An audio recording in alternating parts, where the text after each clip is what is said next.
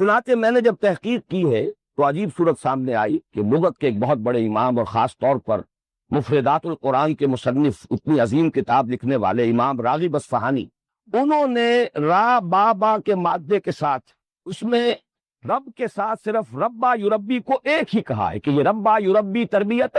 اور را با با یہ در حقیقت ایک ہی مادہ، یہ دو مادے علیحدہ ہی نہیں۔ جبکہ فؤاد عبد الباقی، اس نے جو کتاب لکھی ہے الموجب المفہرس لالفاظ القرآن الحکیم، اس نے اس کو بالکل برعکس رب کے ساتھ صرف اربابن، ربیون، ربانیون، ربائب کے لفظ کو جمع کیا ہے، باقی اربا یربی، ربا یربی، ان سب کو وہ ایک علیحدہ جو مادہ ہے اس کے ساتھ لیتے ہیں۔ اس اعتبار سے ان میں جو قرب ہے، ان میں جو ترادف پیدا ہو گیا ہے، اور دو اتنے عظیم جو ہمارے مفکرین ہیں لغت کے ماہرین، ان میں بھی یہ اختلاف پیدا ہوا، تو اس کی بنا پر یہ سمجھیے کہ یہ رب کا مفہوم جو عام طور پر عام ہو گیا ہے، پالنے والا، پوسنے والا، یہ اس وجہ سے ہے کہ یہ را با وا اور را با با یہ دونوں بالکل ہم معنی اور ایک دوسرے کے قریب اور مترادف یہ مادے ہیں۔ اس لیے عام طور پر ترجمہ جب بھی رب کا کیا جائے گا تو پالنہار، پروردگار، پالنے والا، پوسنے والا، بلکہ یہ کہ امام راغب اصفہانی نے تو کہا ہی یہ ہے کہ را با با ہے ہی تربیہ، اور تربیہ کا مفہوم کیا ہے؟ کسی شے کو حالن فحالن ترقی دینا،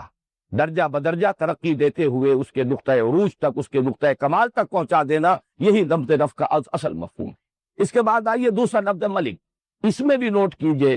ملکیت، مالکیت، اور اس سے آگے ملکیت، بادشاہت، یہ بھی مادہ تو ایک ہی ہے۔ یہی وجہ ہے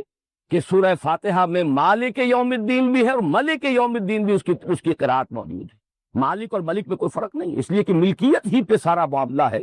جو شے میری ملکیت ہے، اس کا مطلب یہ ہے کہ میں اس میں حق تصرف رکھتا ہوں، جو چاہوں اس کے ساتھ معاملہ کروں، اور یہی حق تصرف ایک اجتماعی سطح پر آ کر بادشاہت کا تصور جو ہے اس کو جنم دیتا ہے۔ بادشاہ جو ہے، جیسے کہ فرعون کا قول نقل ہوا قرآن حکیم میں، الیس لی ملک مصر، کیا مصر کی بادشاہی میرے لیے نہیں؟ وہذہ الانہار تجری من تحتی، اور یہ جو دریا ہیں یا جو نہریں بہ رہی ہیں وہ میرے نظم کے تحت، میرے کنٹرول میں۔ آج کی اصطلاح میں ہم کہہ سکتے ہیں کہ جس کو چاہوں موگا دوں، جس کو چاہوں نہ دوں، جس کے لیے چاہوں موگا جو ہے اس کے پانی کے لیے میں اس کے میں اضافہ کر دوں، اور جس کے لیے چاہوں اس کے اندر کمی کر دوں، یہ میرا اختیار ہے۔ تو در حقیقت ملکیت، مالکیت اور ملکیت یہ ایک ہی مادے کی مختلف شکلیں ہیں، اس لیے کہ جو شخص کسی شے کا مالک ہو، جو ہستی، وہی در حقیقت اس کی بادشاہ ہے، اس کو اس کے اندر اختیار حاصل ہے تصرف کا کہ جس طرح چاہے تصرف کرے۔ کیا یہاں کچھ دریوں کا انتظام نہیں کیا؟ لوگ کھڑے ہوئے، مجھے تو آپ حضرات آگے آ جائیے، چاہے یہاں بیٹھ جائے جب تک دریا نہیں آ رہی، لیکن کھڑے رہنا تو درست نہیں ہے۔ تیسرا لفظ جو ہے الہ، اس پر جیسا کہ میں نے عرض کیا ہے، میں سورہ اخلاص کے درس کے ضمن میں تفصیلاً عرض کر چکا ہوں۔ اب میں چاہتا ہوں کہ ان تینوں الفاظ کے حوالے سے حکمت قرآنی کا جو ایک بہت بڑا خزانہ ہے اور قیمتی موتی ہے، اس کی طرف ہم توجہ کریں۔ ان تینوں الفاظ میں جو نسبت ہے رب اور ربوبیت، ملک اور ملکیت، اور پھر اس کے ساتھ الہ، اگر اس کا آپ جائزہ لیں گے تو انسان کے ذہنی ارتقاء کے یہ تین منزلیں ہیں کہ جن کی نشاندہی ان تین الفاظ کے ذریعے سے ہوتی۔ بچپن میں جبکہ ابھی انسان کو، بچے کو کسی اور شے کا احساس نہیں سوائے اس کے کہ اس کی احتیاجات ہیں، بھوک لگتی ہے، اس کی کوئی اور ضرورت ہے جو پوری ہونی چاہیے، یا اس سے آگے بڑھ کر کچھ حفاظت ہے جو اسے درکار ہے، مطلوب ہے، اور اس کا یہ تصور اس سے آگے دنیا سے اسے کوئی سروکار نہیں ہے، اس کی ساری بحث اسی سے ہے۔ بھوک لگی ہے، دودھ ملنا چاہیے، اور جو بھی اس کا ساز و سامان فراہم کر دے وہی اس کا منعم ہے، وہی محسن ہے۔ لہذا یہ ربوبیت کا سارا تصور بچپن میں جو والدین کی ذات کے ساتھ منسلک ہے، والدین کے ساتھ ہی اس کا بچے کا ذہنی ربط رشتہ ہوتا ہے، اس لیے کہ اسے اس سے زیادہ اس دنیا سے ابھی کوئی اور سروکار ہے ہی نہیں۔ اسے تو اپنی احتیاج، اپنی ضروریات، جو بھی زندگی کے بنیادی لوازمات ہیں، بس اس کے اپنے اندر سے تقاضا ابھرتا ہے، اور جو بھی اس تقاضے کو پورا کر دے وہ اس کا منعم ہے، وہی اس کا محسن ہے، اور یوں کہا جا سکتا ہے لفظی اعتبار سے وہ اس کا رب ہے۔ اس سے ذرا آگے انسانی شعور ترقی کرتا ہے، آپ خود جائزہ لیں گے اور اپنے ماضی میں جھانکیں گے تو نظر آئے گا